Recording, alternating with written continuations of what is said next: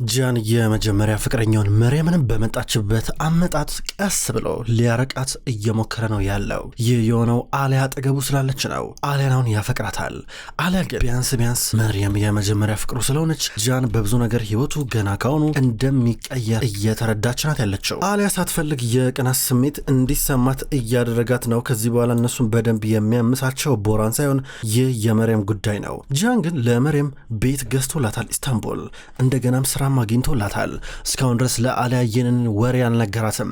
አሁን ሰዳከት ንገራት ባለችው መሰረት ራሱ እንደሚነግራት ይጠበቃል። ዛሬ ማታ ደስ የሚል ጊዜ ነበር በአልቦራ ቤተሰብ ውስጥ የተካሄደው። ይህም ናሬ ያረገዘችው ልጅ ወንድ እንደሆነ ጾታው ታውቋል። እንደገና ሰዳከትና ቪዳንን የበለጠ የሚያስማማ ጉዳይ የገባ ነው ያለው። ከዚህ ቀደም ያጣላቸውን ኤጀመል ገፋ አድርገው ከህይወታቸው እያስወጡት። ነገር ግን መርየም ሰላም አታገኘም። መርየም ከቀድሞ ባሏ ከፋይዝ መልእክት ተልኮላታል። እስር ቤት ሆና እያሰበች ነው። በነገው ጠዋት ችሎት አለባት። ችሎቱ ነገ ጠዋት ነው። ነገ በፍጥነት ስትለቀቅ እንደሚጠብቃት አታውቅም። ነገር ግን አሁን እስር ቤት ሆና ለመጨረሻ ጊዜ ከፋይዝ ጋር ስትለያይና ስታመልጠው የነበረውን ጊዜ አስታወሰች። ይህም ተረጋግታ ቤት ውስጥ ነበረች፣ የሆነ ጋዜጣ ነገር እያነበበች። ከዛ ድንገት በር ተንኳኳ። ሲንኳኳ ጓደኛዋ የመጣች መስሏት አንቺ ነሽ እንዴ ብላ በቀጥታ ወደ በሩ ቀረበች። ድምጽ የለም። በሩን ከፈት ስታረገው ማንም የለም። ማነው እዚህ የመጣ ብላ የጠየቀች እያለ ድንገት ፋይዝ ነበረ። ሰርፕራይዝ እያላን ነበረ። በሩን ቶሎ ልዘጋበት ሞከረች። እሱ ግን በሩ እንዳይዘጋ ሙሉ ለሙሉ ታገላት። በሩን ክፈች እያላ ነበር። ፋያዝ እባክህ ተወኝ በእናትህ ተወኝ፣ በቃ እኔ በሩን አልከፍትልህም ስትለው ነበር። መርየም በሩን ክፈችው፣ መርየም አትከራከሪ አትታገኝ እያለ ነበር። ፋያዝ በእናትህ ተወኝ በቃ እባክህ በሩን ተው እያለችው ነበር። ክፈችው ብሎ በሩን ገፍትሯት እየገባ ነበረ። እሷ የሆነ ስለታማ ነገር ያዘች። ቶሎ ብላ ፋያዝ እባክህ ከኔ ራቅ፣ ፋያዝ እየለመንኩ ነው እባክህ እንዳትጠጋኝ፣ እኔ ከዚህ እንደዚህ ነገር አልፈልግም፣ መጣላት መደባደብ አልፈልግም ስትለው ነበረ። ቢላውን ወደ እኔ ያነጣጠርሽው ልትወጊኝ ነው እንዲህ? ነይ ውጊኝ እስቲ፣ ነይ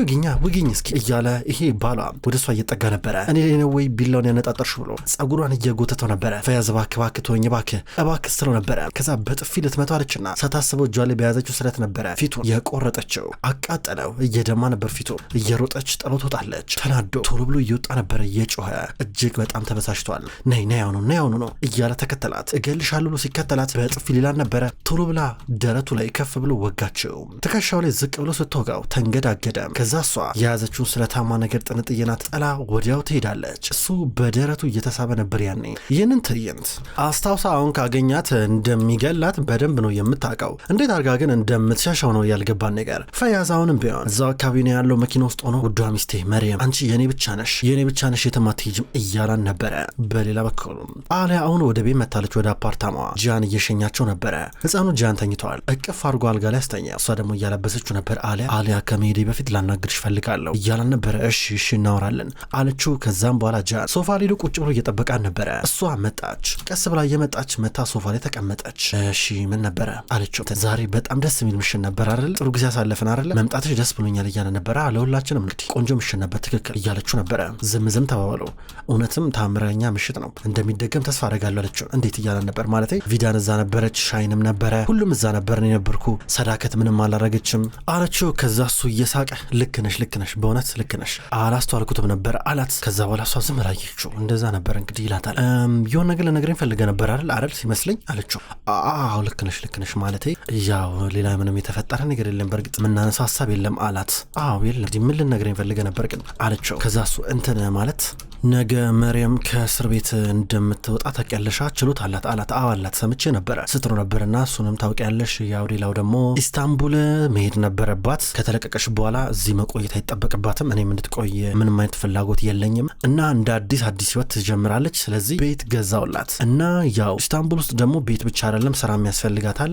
ስራም እንድትል ከኛ ሰዎች ጋር በመነጋገር ስራ እንድትሰራ ምናምን ነገር ስራም አመቻቸውላት። እዛ ከሄደሽ በኋላ ያለምንም ችግር ስራዋን መስራት ትችላለች እያለ ማውራት ጀመረ። አሊያ ትንሽ እየደበራን ነው። እንደገና ደግሞ የአውሮፕላን ትኬትም ቆርጬላታለሁ፣ አየር መንገድም ድረስ ሄጄ ቻው ብዬ ሰናበታታለሁ ማለት ነው። ይሄው ነው አላት። ጥሩ ነው። ስታስበው መቃወም መስሎ ነበር አለችው። አትቃወሚኝም እንዴ አላት። ለምን ብዬ አልቃወምም እንጂ ለምን ብዬ እኔ መለከተኝ እኮ እኔ አያገባኝም፣ ከኔ ቁጥጥር ውጪ ነው ይሄ። እኔ የኔ ቢዝነስ አይደለም፣ እኔ አያገባኝም። ይሄ ያለፈ የሰው ህይወት ነው ስትሎ ነበረ። በትክክል ብለሽዋል። ይሄ ያለፈ የኔ ህይወት ነው፣ ያለፈ ህይወቴ አመሰግናለሁ እያለ ነበር። አዎ ትለዋለች። ዝም ተባባሉ እና ሲላት በልደን አደራለችው። እሺ ደህና አደሪ አላት። ሊወጣ ነው። ከዛ በኋላ በታት ጥሏት እየወጣ ነበር። በሩን በደንብ ቆልፊው ብሏት ከሄደ በኋላ እየጨነቃን ነበረ። እሱ ፊት ምንም አይምሰላት እንጂ በጣም ደብሯታል። ዛሬ ጠዋት የመርየም ችሎት አለ። ጃን ከፍርድ ቤቱ ፊት ለፊት ከሱ ሰዎች ጋር ሆኖ እየጠበቀ ነበረ። መርየም ከትልቁ የፖሊሶች መኪና ከባስ ላይ እየወረደች ነው። ጃን በካቴና ታስሯል። እዚህ ጋር ጃንን ፊት ለፊት አየችው፣ ተያዩ። ከዛ በቀጥታ ወደ ፍርድ ቤት እያስገባን ነበረ። እዚህ ጋር ከዚህ ቀደም የተላከላትን ወረቀት እያነበበች ነው። እስር ቤት ገብታ ጃን ላግኛት ብሎ ጠበቃውን ኤሮል አናግሮት አሁን ለመጨረሻ ጊዜ አገኛት። እንዴት ነሽ ታዲያ እያለ ነበረ። እንዴት ሆናለሁ? ደህና ነኝ፣ ምስጋና አንተ ልለቀቅ ነው አለችው። ኧረ እኔ ምን አደረኩልሽ? የሚገባሽን ፍትህ ነው የምታገኝ። ነፃ መሆን ነበረብሽ። ምንም ባላረግሽው ነገር መታሰር አልነበረብሽ። መጀመሪያ በያውን አዲስ ህይወት ትጀምሪያለሽ ኢስታንቡል እንደነገርኩሽ ሲል ነበር። እንዴት ብዬ ውለታ እንደምከፍል አላቅም ስትሮ ነበር። ኧረ እንደዚህ የሚባል ነገር የለም፣ እኔም ማመስገን አይጠበቅብሽም፣ ሁሉም ነገር መሆን ስለነበረብን ነው ይላታል። ከዚህ ከወጣሽ በኋላ ቆንጆ ምሳ እንበላለን አላት። እሺ አለችው። ተሰናበታት። ይህ ሁሉ የሆነው ለመጨረሻ ጊዜ ከችሎቱ በፊት ነው። ከዛም በኋላ አሁን ወደ ችሎቱ እየገባች ነው። በሌላ በኩል አሊያ ሆስፒታል ናት። ድንገት ናሬን አገኘቻት። አሊያ እንዴት ነሽ እንደምን አደርሽ ስላ ነበረ። ናሬ እንደምን አደርሽ እንዴት ነሽ ስላ ነበረ። መልሳ ናሬም አንቺ እንዴት ነሽ ሰላም ነሽ ስላት ደህና ነኝ አንቺስ አለቻት። ለትናንትናው ምሽት አመሰግናለሁ ደህና ነን፣ በእውነት ምርጥ ሰርፕራይዝ ነበር አለቻት። ኧረ እኔ ማመስገን ማቆም አለብሽ ማለቴ ያው ግን አሁን የልጅሽን ስም ወሰንሽ ስሙ ማን እንደሚባል ስላ ነበረ። ከዛ አሊያ ከፍቷን ነበር። መርየም ዛሬ እንደምትሄጂ አውቀሻል አለቻት። በኔ ሰርጀሪ ያለብኝ ቻው በቃ ብላት ሄደች። አሊያ ስለዚህ ጉዳይ ማውራትም ጭራሽ አትፈልግም። ናሬ ገብቷታል። ጥላት እየሄደች ነበረ። የመርየም ችሎት ተጀምሯል። እዚህ ጋር ጠበቃው ኤሮል ይከራከራል። ምንም ተቃዋሚ የለም። ለምን መለቀቅ እንዳለባት ብቻ ዳኛው ነው ማስረዳት የሚጠበቅበት። በቀለው ነበር ዳኞቹ ግራና ቀኝ ብለው ተማክረው መርየም እንድትለቀቅ የወሰኑት። ከተወሰኑ ደቂቃዎች በኋላ ኤሮል ብቻውን ወጣ። ከዛ ለጃን ነገረው ነጻናት ብሎት። ከዛ መርየም ወጣች። አንዳንድ የወረቀት ስራዎች ይጠናቀቃሉ። ከዛ ነጻ ትወጣለች። በርጋ ጠብቅሻለሁ እያላን ነበረ። እንዳለውም ጃን በርጋ እየጠበቃን ነበረ። ከሞላ ጎደል የመርየም ጉዳይ ተጠናቋል። መርየም ተፈታለች። የቀረው ነገር እሷን መሰናበት ብቻ ነው። ነገር ግን ፈያዝ ድንገት መጥቶ መኪና ውስጥ ሆኖ ይመለከታል። ኃይለኛ በቀል ውስጥ አለ። ጃን እዚህ ጋር መርየም ስትመጣ እጁን እያወዛወዘ ምልክት ሰጣት። ከፍርድ ቤቱ እየወጣች ነበረ። በመካከላቸው የተወሰነ ርቀት አለ፣ የሜትሮች ርቀት። ፈያዝ መኪና ውስጥ ሆኖ ይህን ነገር ያያል። ጃን የድሮ ፍቅረኛው እንደሆነ ሰምተዋል። የሆነ ወጣት ነገር ነው፣ የሆነ ጩቤ ነገር ይዞ በቀጥታ ወደ መርየም እየሮጠ መጣ። ሲመጣ ጃን አየውና እየሮጠ ልጁን ሲከተለው ፈያዝ ሰላምታ አቅርቦልሻል ብሎ አንድ ጊዜ ደረቷን ወጋትና ደግሞ ሊወጋት ሲሞክር ድንገት ጃን መጥቶ እየያዘው ነው። ወዲያው አገላገሏት። ነገር ግን እሷ ተጎድታለች። እንደውም ኢንፌክሽን እንዳይፈጠር ሌላ ውስብስብ ቁስል እንዳይመጣ እንዳይመጣ ብሎ ሆስፒታል እየወሰዷን ነው። ፈያዝ ነገር በርቀት ያያል። ጃን አየው ነው ፈያዝ እያለ ነበረ። አዎ እሱ ነው ትለዋለች። እዚህ ጋር ፈያዝ መንቀሳቀስ ጀመረ።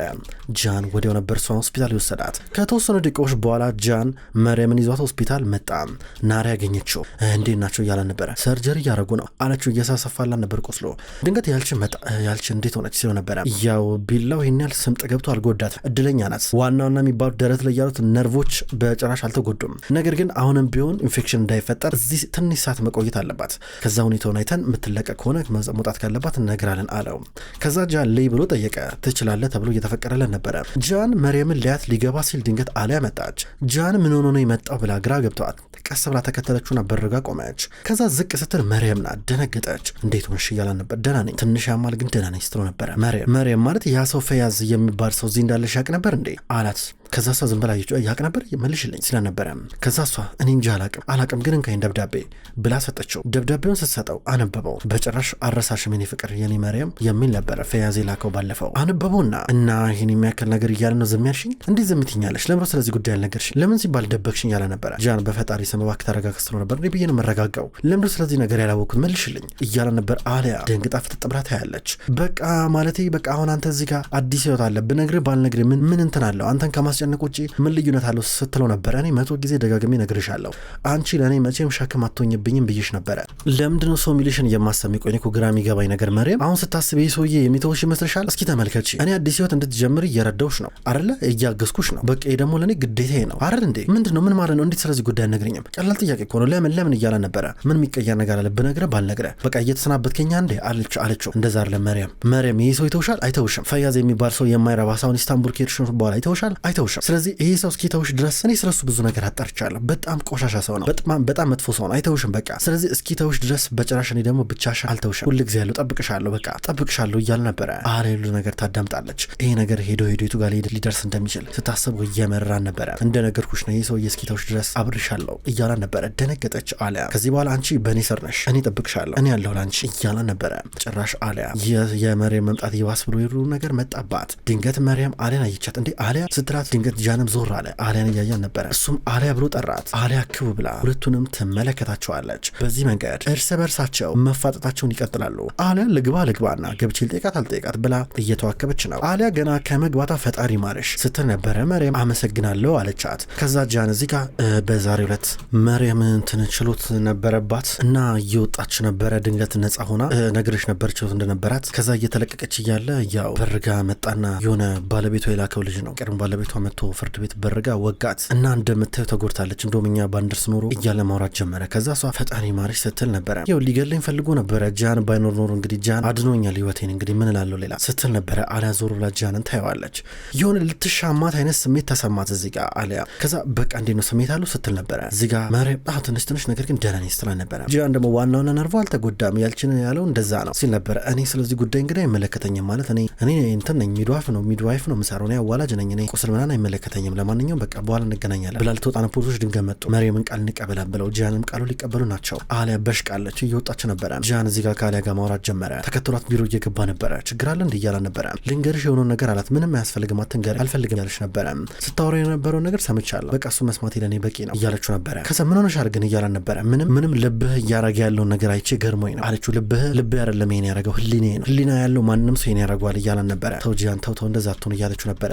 እሱ ምንም አላጠፋም ብሎ አስረድቷት በቻለው አቅም ወጣ። እየተደባበሩ ናቸው። በመካከላቸው ነፋስ እየገባ ነው። ጃን መርየምን መከታተል ቀጥሏል። እነ ሰዳከት ሰምቶ መጡ። ሰዳከት ገርሟታል። ሰዳከት እያለች ያለችው እንዴ ጃን እቺ ልጅ እኮ በአንተ የተነሳ እኮ ነው ነፍሴ የዘራችሁ እኮ እያየ ነው አይደል አንተ ባትኖር ኖሮ እኮ እቺ ልጅ እኮ ሞታ እኮ ነበረ እያለችው ነበረ። ያልቺ መጣ ትንሽ ትቆይ እያለ ነበረ። በደም ታገግም እያለ ነው። ጃን የእሷን ነገር መወሰን አለበት።